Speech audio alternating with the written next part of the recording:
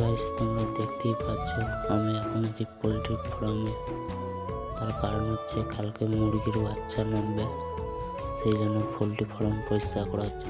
আর এখানে দেখো একটি কত বড় পাখা। তো চলো ভিডিওটা তোমরা দেখতে থাকো।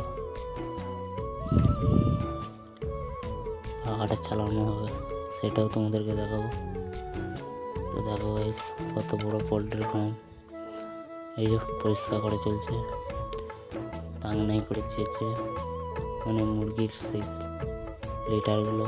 আর এখানে দাঁড়িয়ে রয়েছে, পাখাটা বন্ধ করছে। দেখতে থাকো ভিডিওটা।